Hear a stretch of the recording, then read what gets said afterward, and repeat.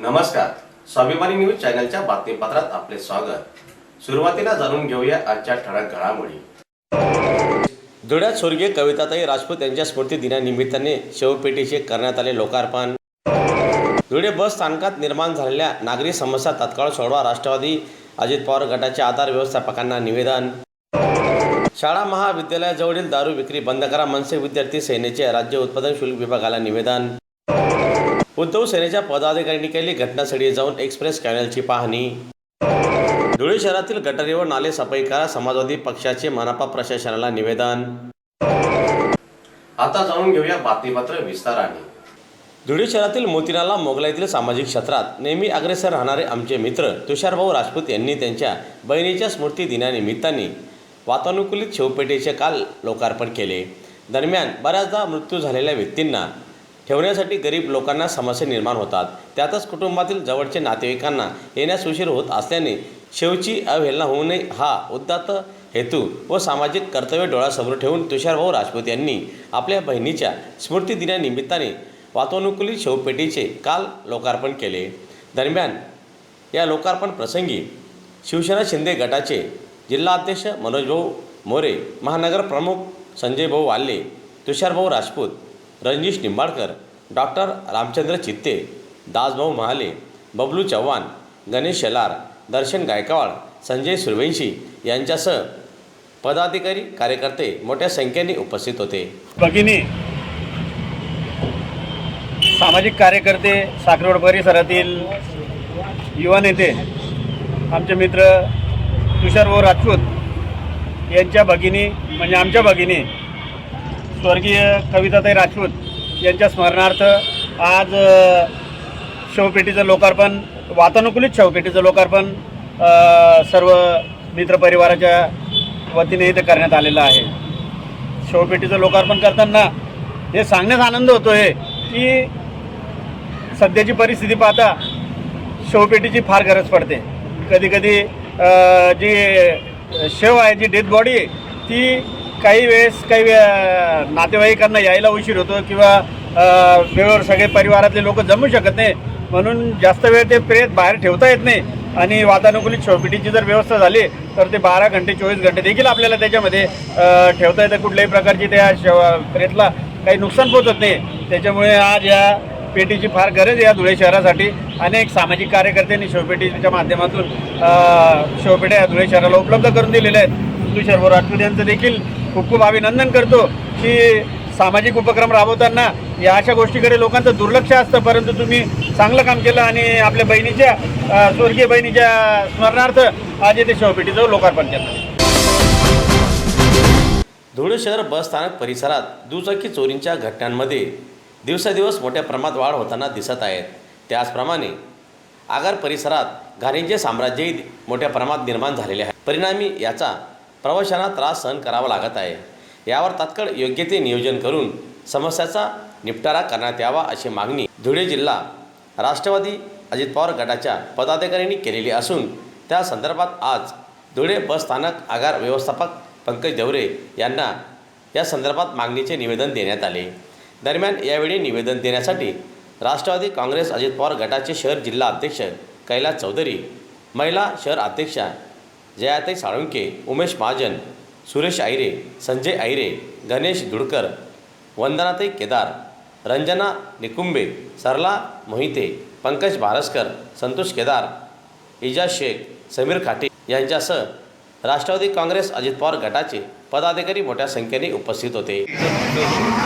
Rashtrawadi Congress party Dhule शहरतर्फे आगार प्रमुखांना आम्ही निवेदन देण्यासाठी आलो होतो। धुळे बस डेपोमध्ये स्थानक प्रमुख जे आहेत ते उपस्थित राहत नाही, त्याच्यामुळे नागरिकांना गैरसोय होते आणि महिलांकडनं संडासीचे पैसे वसूल केले जातात की जे फ्री ऑफ चार्ज आहे। आणि वेळोवेळी कंप्लेंट करून देखील सुद्धा आम्हाला आगार प्रमुखांनी सांगितलं की आम्ही त्यांना वेळोवेळी दंड केलेला आहे, पण त्यांना जो दंड होतो त्यापेक्षा काही पटीने तो पैसे वसूल करतात रोज। त्यामुळे आम्ही आगार प्रमुखांना विनंती केली की ह्या लोकांना तेथून बदलण्यात यावे, जेणेकरून दुसऱ्याला तरी ठेच पोचेल की असे प्रकार केल्यास आपला रोजगार जाऊ शकतो. आणि स्वच्छतेच्या बाबतीत आम्ही आगार प्रमुखांना सूचित केलं आहे की स्वच्छता आणि CCTV कॅमेरे हे त्वरित सुरू करण्यात यावे, जेणेकरून ह्या 6 दिवसामध्ये 6 मोटरसायकली बसस्थानकातनं चोरीत गेलेल्या आहेत. आणि त्यासाठी हे बस डेपोच जबाबदार आहे, जेणेकरून जर कॅमेरे चालू राहिले असते तर त्या मोटरसायकली सापडण्यासाठी त्याचा लाभ झाला असता. म्हणून आम्ही आगार प्रमुखाची भेट घेऊन पुढील 7 दिवसामध्ये यामध्ये काही नवे बदल घडून आले नाही तर राष्ट्रवादी काँग्रेस पार्टी तीव्र स्वरूपाचं आंदोलन आणि स्थानिक प्रमुखांच्या विरोधामध्ये कारवाई न केल्यामुळे आम्ही तीव्र स्वरूपाचं आंदोलन छेडू असा इशारा आम्ही आगार प्रमुखांना दिलेला आहे. राज्यासह धुळे जिल्ह्यात अल्पवयीन तरुणांमध्ये व्यसनाधीनता मोठ्या प्रमाणात वाढत असून व्यसनाधीनच्या आहारी जाऊन त्यांच्याकडून गुन्हेगारी क्षेत्राकडे वळण्याचे अथवा त्यांच्याकडून नकळत गुन्हे घडण्याचे प्रमाण देखील राज्यभरात मोठ्या प्रमाणात वाढताना दिसत आहे. त्यामुळे पालकांमध्ये मोठ्या प्रमाणात चिंतेचे वातावरण निर्माण झालेले आहे. व्यसनाधीनता कमी व्हावी तसेच इतर बेकायदेशीर गोष्टीवर निर्बंध व्हावे म्हणून राज्य शासनाकडून देखील या संदर्भात कृती करण्यात येते. अल्पवयात विद्यार्थ्यांना कोणत्या गोष्टी योग्य अयोग्य याबाबत ते अज्ञान असतात. त्यामुळे शाळा सारख्या ठिकाणी जेथे ते नियमितपणे येणे जाणे असते अशा ठिकाणी अज्ञानतेमुळे त्यांच्यासाठी वाईट असलेल्या गोष्टींकडे आकर्षित होण्याची शक्यता नाकारता येत नाही. त्यामुळे दारू विक्री करणाऱ्या दुकानांचे विक्री परवाने तत्काळ रद्द करण्यात यावे अशी मागणी मनसे विद्यार्थी सेनेने केलेली असून त्या संदर्भात धुळे जिल्हा राज्य उत्पादन शुल्क विभागाच्या अधिकाऱ्यांना वरील मागणी संदर्भात निवेदन देण्यात आले. दरम्यान यावेळी निवेदन देण्यासाठी ॲडव्होकेट प्रसाद देशमुख, गौरव गीते, विठ्ठल पगारे, विक्की वाघ, संकेत सोनार, योगेश जोशी, यश एलमामे, तेजस काळबांडे, ऋषिकेश कानकाटे, करुणेश जगताप, श्याम खैरनार यांच्यासह मनसे विद्यार्थी संघटनेचे पदाधिकारी उपस्थित होते. तर्फे महत्त्वाच्या विषयावर निवेदन देण्यात आलं की कोपटा कायद्याअंतर्गत 100 मीटरच्या अंतरावर शहा महाविद्यालय यांच्या जर कोणी दारू विक्री करत असेल तर ते बेकायदेशीर आहे. असे असून देखील धुळ्यामध्ये मोठ्या प्रमाणावर 100 मीटरच्या आत दारू विक्री चालू आहे आणि अशामुळे विद्यार्थिनी आणि विद्यार्थी यांच्या भविष्याचा आणि सुरक्षिततेचा प्रश्न ऐरणीवर आलेला आहे. तरी आम्ही आज अधीक्षक यांना भेटून निवेदन दिलं आहे की बाबा भविष्यात तुम्ही अशा कोणत्याही घटना घडू नये म्हणून आपण त्वरित कायद्याअंतर्गत कारवाई करावी आणि जर डोळ्याजागजे चालूच राहिले तर महाराष्ट्र विद्यार्थी सेना लवकरात लवकर रस्त्यावर उतरेल आणि तीव्र स्वरूपाचे आंदोलन छेडेल. धन्यवाद. धुळे शहराला पाणीपुरवठा करण्यासाठी अतिरिक्त हरणमाड तलावाची निर्मिती अक्कलपाडा मध्यम प्रकल्पाचा टॅग म्हणून करण्यात आलेली आहे. हरणमाड तलाव भरून घेण्यासाठी जम्बो कॅनलची निर्मिती सन 2007 साली करण्यात आलेली असून जम्बो कॅनलमधून अक्कलपाडा मध्यम प्रकल्पाचे वाहून जाणारे पाणी हरणमाडमध्ये टाकून उन्हाळ्याच्या काळात नाकाने तलाव भरून धुळे शहराला गेल्या वर्षापर्यंत सुरळीत पाणीपुरवठा होत होता. पण अक्कलपाडाचे वाया जाणारे पाणी यंदा या जम्बो व एक्सप्रेस कॅनलमध्ये न सोडता जाणून बुजून हरणमाड व नाकाने तलाव कोरडा ठेवण्यात आल्याचा आरोप शिवसेना पदाधिकाऱ्यांनी केलेला असून पावसाळ्याला काही दिवस शिल्लक असताना परत येणाऱ्या उन्हाळ्यात अशीच परिस्थिती उद्भवू नये म्हणून आजच उपाययोजना करण्यात यावी अशी मागणी शिवसेना पदाधिकाऱ्यांनी केली. शिवाय शिवसेना पदाधिकाऱ्यांनी एक्सप्रेस व जम्बो कॅनल या ठिकाणी जाऊन स्वतः पाहणी केली. तत्पूर्वी शिवसेना पदाधिकाऱ्यांनी पाटबंधारे विभागाचे अभियंता यांची भेट घेऊन एक्सप्रेस कॅनलच्या स्वच्छतेसाठी पाटबंधारे विभागाने पुढाकार घ्यावा अशी मागणी केली. दरम्यान या प्रसंगी उद्धव सेना जिल्हाप्रमुख अतुल सोलोने, किरण जोंधळे, धीरज पाटील, डॉक्टर सुशील महाजन, भरत मोरे, संदीप सूर्यवंशी, कैलास मराठे, कपिल लिंगायत, मनोज शिंदे, पवन कुलकर्णी यांच्यासह शिवसेना पदाधिकारी उपस्थित होते. मित्रांनो, धुळेकर जनतेला आम्ही धुळे शिवसेना महानगरच्या वतीनं या एक्सप्रेस कॅनलच्या इथे आम्ही भेट द्यायला आलेलो आहेत आणि धुळेकर जनतेला आमचं आव्हान आहे की आम्ही प्रशासनाची पोलखोल करायला इथं आलेलो आहोत.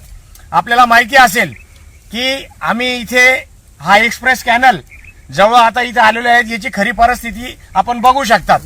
आपल्याला माहिती असेल की 2003 मध्ये हा 7.5 किलोमीटरचा एक्सप्रेस कॅनल सय्यदनगर पासून सुरू केला तर आपल्याला नकाने तलावपर्यंत याचं काम पूर्णत्वास आलं होतं आणि हा एक्सप्रेस कॅनल हा इतक्या जोराने वाहत होता त्यावेळेस 2003 मध्ये आणि याच्याने धुळेकर जनतेची ताण मिटत होती आणि नकाने तलावामध्ये सय्यदनगरमधून जे एक्सप्रेस कॅनलद्वारे एकदम जोरात पाणी वाहत होतं, नाकाने तलाव भरत होता आणि धुळेकर जनतेची ताण मिटत होती. आम्ही प्रशासनाला याच्या बाबतीत वारंवार निवेदन दिलं आणि प्रशासनाला आम्ही वारंवार सांगितलं की एक्सप्रेस कॅनल याची स्वच्छता झाली पाहिजे. तर मागे धुळे महानगर शिवसेनेच्या वतीनं आमचे महानगर प्रमुख धीरज पाटील व आमचे धुळे शिवसेना महानगरचे पदाधिकारी यांनी त्यात आयुक्तांना भेट दिली आणि आयुक्तांनी त्यांना सांगितलं की आम्ही एक्सप्रेस कॅनलच्या याला साफसफाईला 9 लाख रुपये दिले आहेत. तर आज आम्ही ते इथं स्पॉट व्हिजिट करायला आलो तर ते 9 लाख रुपये कोणाला दिले, काय दिले, प्रशासनाचा हा गोड बंगाल. प्रशासनाने दुर्लक्ष केलं आहे आणि 9 लाख रुपये इथे जर दिले असते आणि कोणाला दिले तर ही परिस्थिती आज नसती. कारण की एक्सप्रेस कॅनलची तुम्ही बघितलं असेल की इथून तिथपर्यंत तर तिथून इथपर्यंत कुठे साफसफाई नाहीये. म्हणजे हा 7.5 किलोमीटरचा एक्सप्रेस कॅनल याची अवस्था फार दैनंदिन झालेली आहे. मित्रांनो, धुळेकर जनतेला आम्ही धुळे शिवसेना महानगरच्या वतीने सांगू इच्छितो की हा एक्सप्रेस कॅनल इतक्या जोरात वाहतो, याचं जर व्यवस्थितपणे याचं जर काम झालं असतं, याची साफसफाई झाली असती तर धुळेकर जनतेला पाणी मिळालं असतं. आणि आम्ही बँडशीला पण वारंवार सांगितलं की आपण स्वच्छता करा, त्यांनी पण दुर्लक्ष केलं. आता बँडशीने आम्हाला सांगितलं की धुळे महानगरपालिकेने काही 9 लाख रुपये दिलेले नाही आहेत, आम्ही याचं साफसफाई केलेली आहे. तर आम्ही याचे स्पॉट व्हिजिट द्यायला आलो तर इथे आम्हाला बँडशीचं बी इथं गोड बंगाल दिसतंय, इथे काही साफसफाई झालेली नाही. तर प्रशासन आणि प्रशासनाचे अधिकारी यांनी याच्या एक्सप्रेस कॅनलमध्ये भ्रष्टाचार केलेला आहे साफसफाईच्या कामामध्ये आणि इथं साफसफाई झालेली नाहीये. तर आम्ही धुळे शिवसेनेच्या महानगरच्या वतीने आम्ही त्यांना इशारा देतो, जे बी कोणी याच्यामध्ये भ्रष्ट अधिकारी असतील आणि जे बी प्रशासन याच्यात भ्रष्ट आम्हाला आढळेल, आम्ही आमच्या शिवसेना स्टाईलने त्यांना उत्तर देऊ. काही दिवसांवर पावसाळा येऊन ठेपलेला असताना देखील धुळे शहरातील नालेसफाई करण्यात आलेली नाही. शिवाय संपूर्ण धुळे शहरातील गटारी देखील तुडूंब भरलेल्या आहेत. याकडे मनपा प्रशासन केव्हा लक्ष देणार असा सवाल करीत आज समाजवादी पक्षाच्या वतीने मनपा प्रवेशद्वारासमोर आंदोलन करण्यात आले. त्याचप्रमाणे संपूर्ण धुळे शहरातील नालेसफाई व गटारीची देखील स्वच्छता करण्यात यावी, अन्यथा समाजवादी पक्षाच्या वतीने उग्र स्वरूपाचे आंदोलन करण्यात येईल असा इशारा निवेदनाद्वारे समाजवादी पक्षाने दिलेला आहे. दरम्यान यावेळी निवेदन देण्यासाठी समाजवादी पक्षाचे अमीन पटेल, अकील अन्सारी, आलमगीर शेख, गुलाम कुरेशी यांच्यासह पक्षाचे पदाधिकारी मोठ्या संख्येने उपस्थित होते. महानगर पालिका में समाजवादी पार्टी की तरफ से निवेदन दिया गया। धुलिया शहर के अंदर पानी जो है 8 से 10 दिन में आ रहा है और बारिश लगने वाली है, अभी तक के नाले की सफाई शुरू नहीं हुई। हर साल जो है जनता सोसाइटी हजार खोली, जहाँ जहाँ नाले शहर के अंदर सब जगह घर में पानी जाता है, नाला सफाई होना बहुत ज़रूरी है। और शहर के अंदर जितनी मुख्य गटर है वो गटर साफ नहीं होती 2-2, 3-3 महीना, और गली की गटर को 20 से 25 दिन साफ होने को लग रहा है। सब ओवरफ्लो होकर पानी रास्ते पे आ रहा है। कर्मचारी जो है कम होने के वजह से जब हम पूछो कि भाई गटर क्यों नहीं साफ हो रही, कर्मचारी 7 है 8 है तो गटर साफ नहीं होती है। मगर उसमें भी काम हो सकता है, अगर नियम से अगर काम कराया जाए, अगर नियोजन बनाया जाए तो काम हो सकता है। लोगों के घर के अंदर पानी आ जा रहा है, अगर गटर साफ नहीं होती और नाला साफ नहीं होता, समाजवादी पार्टी तुरंत आंदोलन करेंगे। याचबरोबर स्वाभिमानी न्यूज चॅनलचे बातमीपत्र संपले. पुन्हा भेटूया पुढील प्रसारणात. तोपर्यंत नमस्कार.